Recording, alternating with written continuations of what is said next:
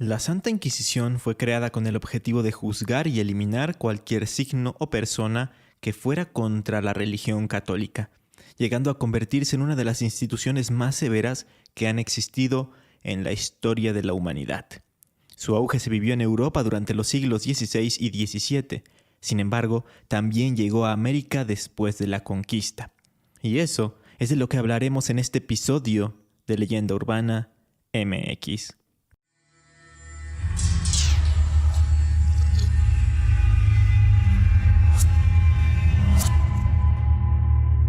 Esto es Leyenda Urbana MX con Ismael Méndez.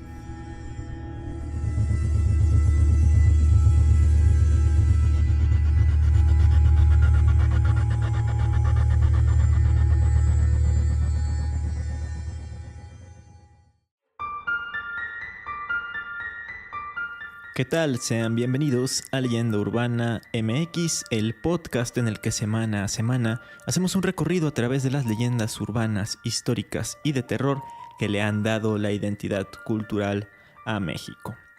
Hace un par de semanas estuve visitando algunos museos aquí en la Ciudad de México y de casualidad, saliendo del Munal, me encontré con el Museo de la Tortura sobre la calle de Tacuba. Entré y al ver tantos instrumentos utilizados en la antigüedad, se me ocurrió tocar el tema de la Inquisición aquí en México. Aunque antes, tenemos que dejar en claro qué es la Santa Inquisición de manera general y brevemente, si no, nos llevaríamos aquí todo el día.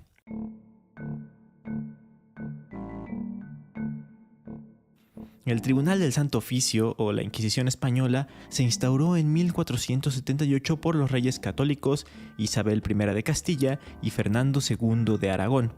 Esto como un instrumento destinado a la defensa de la fe y de la sociedad amenazada supuestamente por la acción de los herejes, que eran estas personas que sostenían opiniones o creencias contrarias a la fe de Cristo y de su iglesia. Aunque hay antecedentes que datan de Francia en el año 1184 con la denominada Inquisición medieval, fundada con el propósito de eliminar el catarismo, que era un movimiento religioso considerado como herético por la Iglesia Católica. Luego de un tiempo esta Inquisición fracasó y más tarde existió otra conocida como Pontificia, que era dirigida por el Papa y que funcionó en Francia y en el norte de Italia. Y así hubo otras Inquisiciones, pero sin lugar a dudas la Inquisición española es la que más trascendió y a la que más es recordada en la actualidad. Sobre esta se considera que el primer auto de fe se llevó a cabo en Sevilla en 1481, en el que fueron quemadas 6 personas en la hoguera. Contexto: un auto de fe era un acto público organizado por la Inquisición, que comenzó siendo un acto para expiar pecados y para impartir justicia, entre comillas, pero que con el paso del tiempo se fue convirtiendo casi en un espectáculo popular. Destacaba la figura del inquisidor, que era la persona que asistía a sentenciar en definitiva las causas de los presos por esta institución. Incluso después tuvo que existir la figura de un inquisidor general, que era como esta máxima autoridad oficial de la Inquisición. Destaca, por ejemplo, un célebre inquisidor dominicano llamado Fray Tomás de Torquemada. Otro elemento que vale la pena destacar es el edicto de fe, que era básicamente una relación de todas las creencias y conductas consideradas heréticas por la Iglesia. Además, con él se buscaba o se invitaba a que aquellas personas herejes a que fueran y se autodenunciaran o que denunciaran a alguien más. Al inicio se les daba un periodo de gracia de unos 30 o 40 días y si se autodenunciaban en ese tiempo evitaban un castigo severo, evitaban estos castigos más severos. Se dice que simplemente pagando podían cumplir con su sentencia. Pero no siempre fue así, porque posteriormente empezaría una terrible persecución con la que se llegó a causar un verdadero terror colectivo. Y aquí es donde entran aquellos juicios y sentencias que se realizaban a diestra y siniestra, aunque no hubiera pruebas contundentes o que se hacían con testimonios vagos o basados en rumores. Aunque por ahí se comenta que un 2% o menos de los juzgados fueron sentenciados a muerte y que la leyenda negra de la Inquisición se extendió a partir del siglo XVI, por protestantes como Guillermo de Orange o John Fox con su obra El libro de los mártires, que incluso era una obra que venía ilustrada con todos los castigos y las penas impuestas por la Inquisición. En contraparte, hay historiadores que respaldan el hecho de que no murió tanta gente a manos de este organismo, sobre todo al poder consultar documentos sobre los procesos de aquella época. De cualquier forma, a lo que quiero llegar es a que es en ese contexto en el que se realizan las conquistas americanas y son fundados los virreinatos, a los que se llevó al Santo Oficio para también juzgar a los herejes de estas nuevas colonias. ¿Con el molino? ¿No me esperaba la Santa Inquisición? ¡Nadie se esperaba la Santa Inquisición! Nuestra gran arma es el miedo, miedo y sorpresa. No, son dos armas, miedo, sorpresa y una gran eficacia. No, son tres armas, el miedo, la sorpresa, la gran eficacia y el gran fanatismo al Papa. No, son cuatro armas, no. Entre nuestras armas hay grandes elementos como el miedo. Volver a entrar. En América, el Tribunal del Santo Oficio se estableció por primera vez en lo que hoy conocemos como Santo Domingo, República Dominicana, llamada en ese entonces la Isla de la Española. Sin embargo, fue instaurado en la Nueva España en 1527. Fray Martín de Valencia, evangelizador franciscano, fue nombrado por Pedro de Córdoba como comisario de la Inquisición en México. Ya para 1535, el inquisidor general de Nueva España y arzobispo de Toledo, Alfonso Manrique, expidió el título de inquisidor apostólico al primer obispo de México, Juan de Zumárraga. Justamente este hombre, Juan de Zumárraga, cometió un grave error en los primeros años de fungir en su cargo de inquisidor. Los indígenas no podían ser perseguidos y juzgados por sus creencias, pues ellos no estaban bajo la jurisdicción del Tribunal del Santo Oficio, esto porque eran considerados gente nueva y aún no bien instruida en la doctrina católica. Recordemos que apenas los estaban evangelizando. Y aquí viene el error, porque Juan de Zumárraga metió a proceso a un indígena, y no a cualquiera, al señor principal de Texcoco, que era nieto de Nezahualcóyotl, a quien acusó de seguir sacrificando víctimas a sus dioses. El inquisidor lo mandó a quemar vivo en una plaza pública el 30 de noviembre de 1539, para convertirlo así en la primera víctima del Santo Oficio en la Nueva España. Zumárraga, en consecuencia por haber hecho esto, recibió castigos y regaños por parte de las autoridades españolas. A pesar de esto, de que ya se había procesado y matado a alguien o a varias personas a través de la Inquisición, la realidad es que se considera que el Santo Oficio en la Nueva España fue instaurado oficialmente hasta el 4 de noviembre de 1571, cuando Moya de Contreras, inquisidor mayor de la Nueva España en aquel momento, estableció en México el Tribunal de la Fe. A partir de ese momento, la cosa, digamos que fue más en serio y comenzaron a juzgarse a más personas. Según Consuelo Maquíbar, una investigadora de la Dirección de Estudios Históricos del INAH, del Instituto Nacional de Antropología e Historia, la Inquisición solo juzgaba a españoles, a criollos, a mestizos y castas. Esto luego de recibir denuncias de sus informantes que provenían tanto de la nobleza como de algunos estratos populares. Estas denuncias podían ser acerca de si ciertas personas practicaban la herejía, la apostasía, la hechicería, las supersticiones, la fornicación, la blasfemia, la idolatría, la brujería, la lectura de libros prohibidos y otros tantos hechos considerados delitos en ese entonces. O sea, que iban muy de la mano con las del Santo Oficio español y los considerados también por Torquemada, aunque además se agregaban algunas otras prácticas muy específicas de la región, como tal es el caso del consumo de plantas o de la práctica de procedimientos rituales de los indígenas, tal es el caso, por ejemplo, de la ingesta del peyote. En el Archivo General de la Nación, que está ubicado en el Palacio de Lecumberri, se encuentra el Fondo Inquisición, que es uno de los acervos más grandes que se resguardan en el lugar. Cuenta con unos 1773 volúmenes documentales que datan de entre los años 1527 y 1820.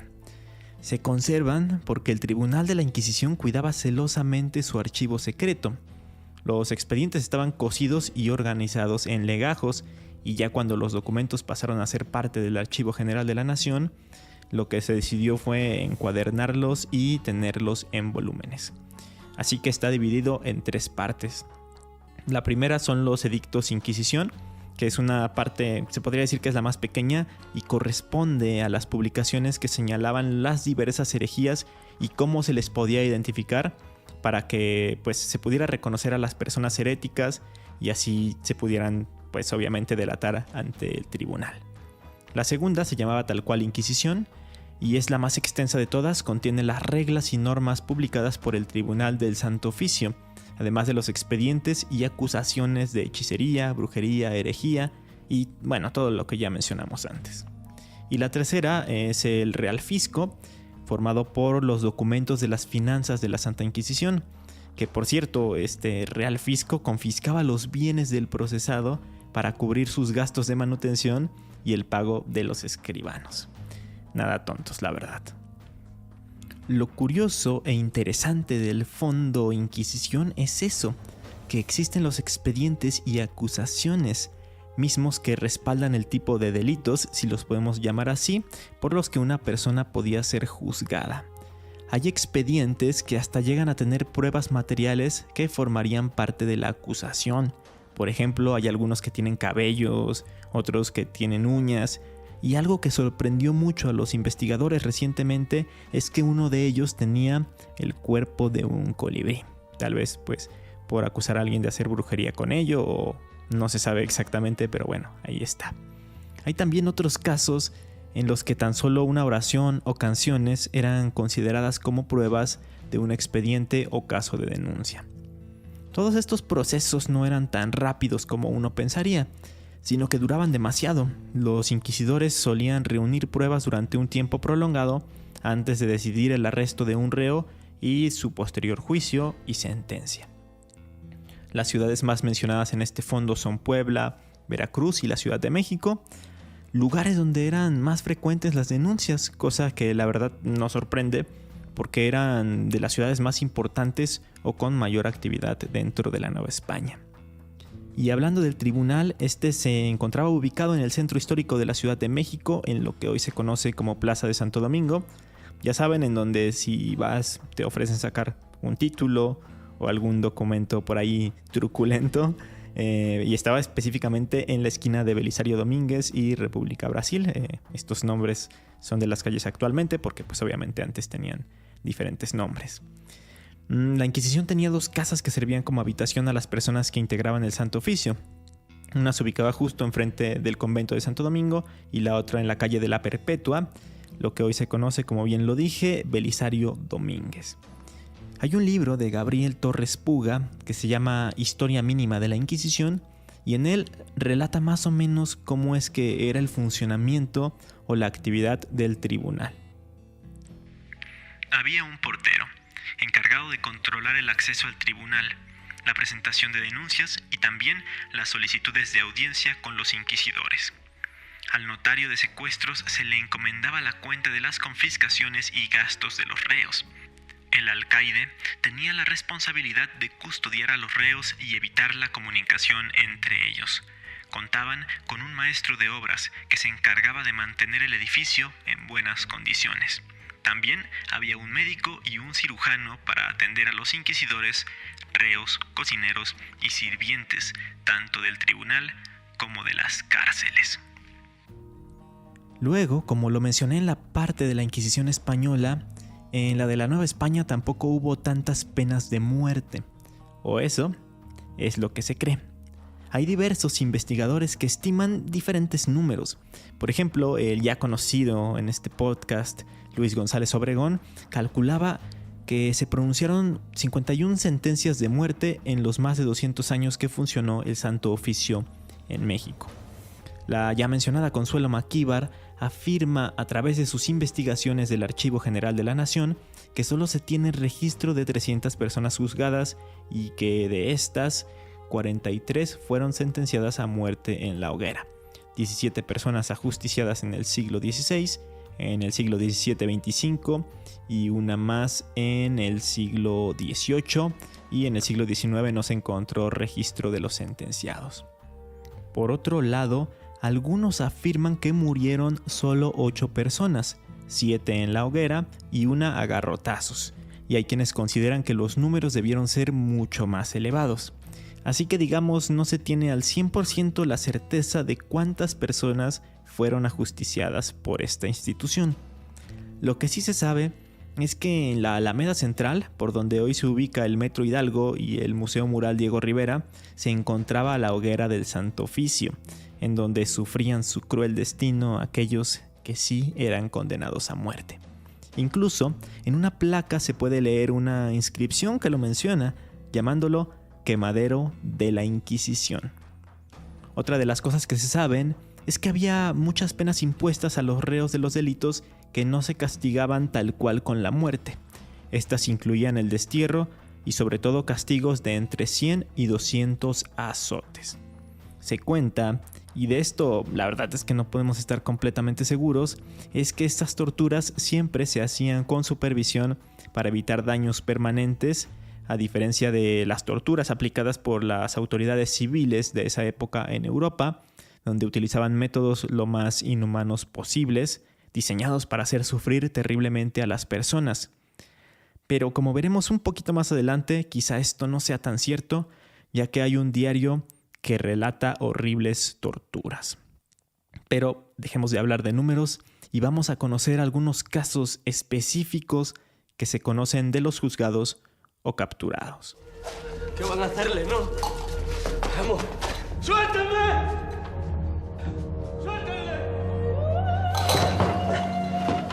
En nombre de la Santa Inquisición, le condeno a morir por los pecados cometidos contra la Iglesia Católica.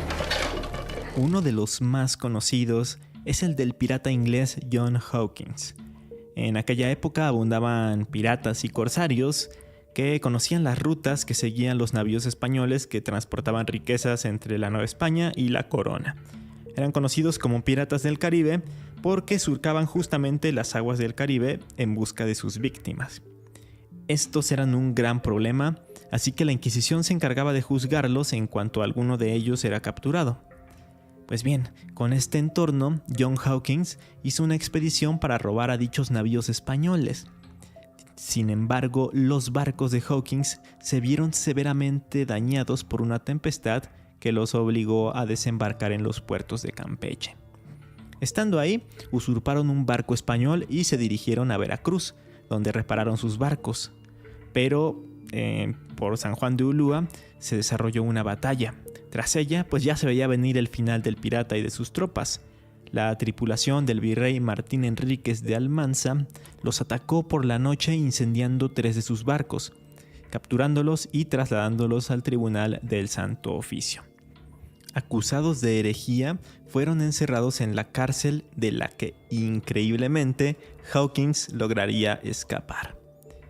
Hay otra versión en la que se dice que él y sus hombres más bien se dirigían a Cartagena, pero una tormenta los desvió a Veracruz, en donde fueron atacados por sorpresa y de igual forma capturados, menos Hawkins, quien lograría huir sin ser presa de los españoles. En cualquier caso, su tripulación no correría la misma suerte de lograr escabullirse, pues según cuentan las historias, 13 piratas que servían a Hawkins, quienes se negaron a aceptar la religión católica y que no se arrepintieron de sus ultrajes hacia la corona española, fueron sentenciados a muerte en 1574. Este se considera el primer auto de fe público que se celebró en la Nueva España y estuvo presidido por el inquisidor Pedro Moya de Contreras. Se dice que otros de los piratas, porque eran muchos más, murieron ahogados al intentar llegar a la costa tras la lucha y que otros incluso tuvieron destinos muy diferentes. Algunos fueron mandados a un obraje de Texcoco, otros a trabajar a las minas de Pachuca y otros más fueron entregados como criados en Ciudad de México. Y si quieren saber qué sucedió con Hawkins, resulta que tras su escape desarrolló una aversión hacia los españoles y continuó dedicándose a la piratería por un largo tiempo. De hecho, murió varios años después, hasta 1595, junto a su primo, el famoso pirata Francis Drake, en un intento por tomar Panamá y con ello pues tener el control de las rutas comerciales entre Europa y América. Otro caso muy pero que muy famoso es el de los Luis de Carvajal. En primera, Luis de Carvajal y de la Cueva, quien fue un portugués que tuvo presencia durante los primeros años de la Nueva España. Era militar, comerciante y político. Él fundó la villa de Santa Lucía, en la zona que ocupa actualmente la ciudad de Monterrey, Nuevo León, que luego se renombró justamente como Ciudad de León. Después fundó otro asentamiento que denominó San Luis Rey, donde se refundó años después, ya en 1596, la ciudad de Monterrey como tal. Tras estos hechos y la relación que tenía con la corona, tenía pues una vida bastante próspera. Sin embargo, él y su familia eran de los llamados nuevos cristianos, pues sus orígenes eran judíos, pero habían aceptado el cristianismo. En cierto momento hubo problemas con el virrey Lorenzo Suárez de Mendoza y fueron denunciados de seguir practicando el judaísmo y de judaizar a otras personas, por lo que el Santo Oficio entró en la escena y arrestó a Carvajal, a su sobrino, a sus sobrinas y a su hermana. A Carvajal se le condenó a 6 años de exilio de la Nueva España, pero sus familiares fueron procesados y sentenciados a la hoguera. Los quemaron vivos en 1590. Poco después, Luis de Carvajal, mientras esperaba la ejecución de su sentencia, murió en prisión, en su celda, el 13 de febrero de 1591.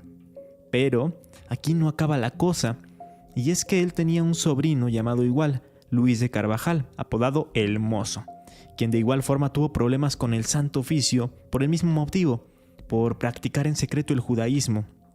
A él lo arrestaron una vez solo como advertencia y lo liberaron. Pero lejos de renunciar a su religión, Luis de Carvajal se convirtió en un líder en la comunidad judía clandestina de Nueva España. Por tal motivo, los inquisidores lo apresaron de nuevo unos años más tarde.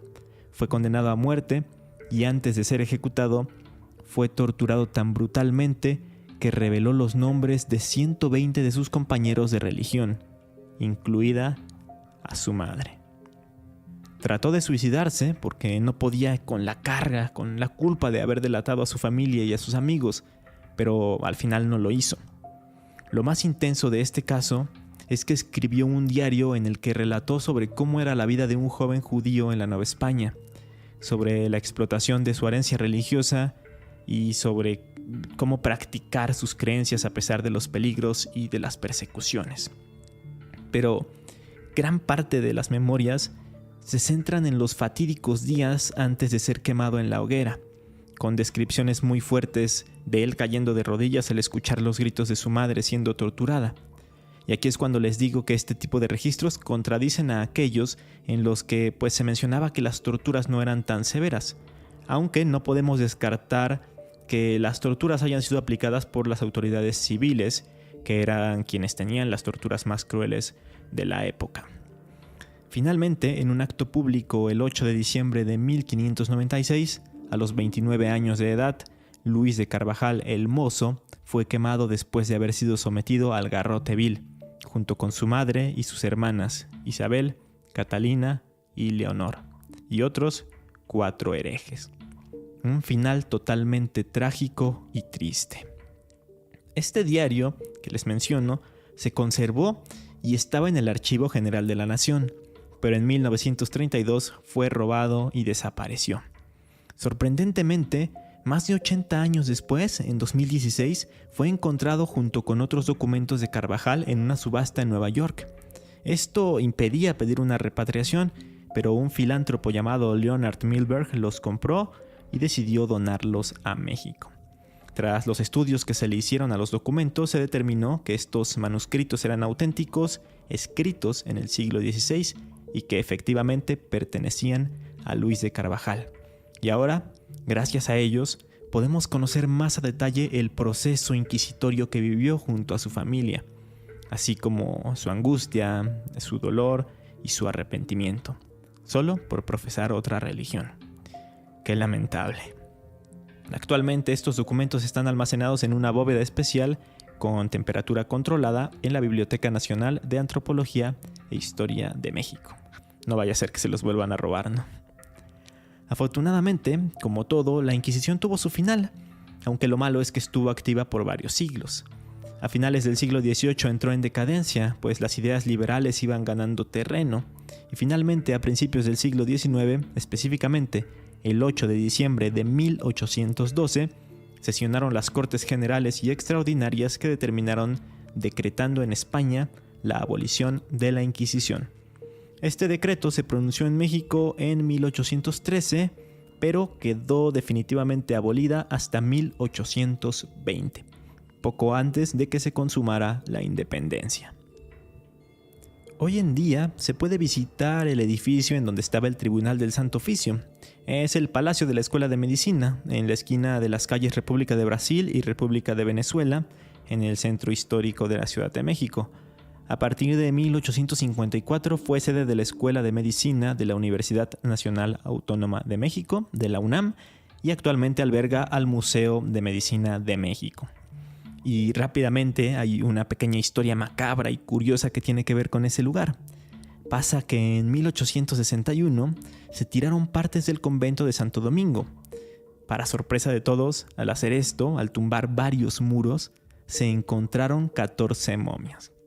Autoridades de la época difundieron el rumor de que habían pertenecido a torturados de la Inquisición, pues recordemos, el tribunal está justo enfrente. Se expusieron públicamente un tiempo e incluso después se vendieron por el gobierno de Benito Juárez y se les perdió la pista.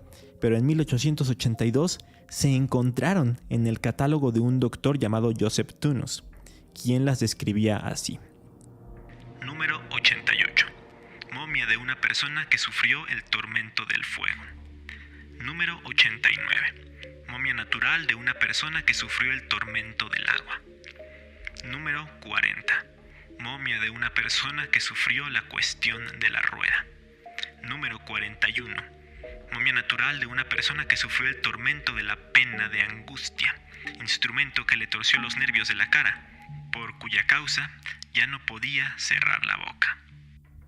Con estos registros pues parece que sí fueron torturadas, pero pues en realidad no se sabe si eran pues gente que pertenecía al convento o si sí fueron torturados de la Inquisición. De hecho, se dice que una de las momias pertenecía a Fray Servando Teresa de Mier. Pero si quieren conocer la historia completa de estas momias, los invito a escuchar mi capítulo dedicado a las momias en México que publiqué en la primera temporada de este podcast. Por lo pronto, ya viene siendo hora de las recomendaciones. En primera, el Museo de la Tortura, ubicado justo al lado del MIDE en la calle de Tacuba, en donde se pueden ver los diferentes instrumentos de tortura, no solo de la Inquisición, sino de las autoridades civiles. Además hay información de cómo y en qué casos se usaba cada uno de ellos. Otro museo, pero esta vez en Toluca, en la calle de Santos Degollado número 109, está el Museo de la Inquisición, Torturas y Procesos, con mucha información de justo cómo obraba esta institución en la Nueva España, cuáles eran sus procesos, etc. Y obviamente no se puede dejar de mencionar al Palacio y Museo de la Inquisición dentro del Museo de la Medicina Mexicana, el cual ya mencioné en el episodio, y es para que vean en dónde se originaban todas estas cosas y cómo es que era el edificio por dentro, el Tribunal de la Santa Inquisición. Y pues bien, eso ha sido todo por esta semana. Yo sé que hay más y más información sobre esto, pero les dejo a ustedes que investiguen, lean y aprendan más por su cuenta. Solo me queda recordarles que me pueden seguir en redes sociales. Estoy en Facebook, Instagram y TikTok como Leyenda Urbana MX y nos escuchamos aquí el próximo domingo con un nuevo tema en el podcast. Hasta entonces.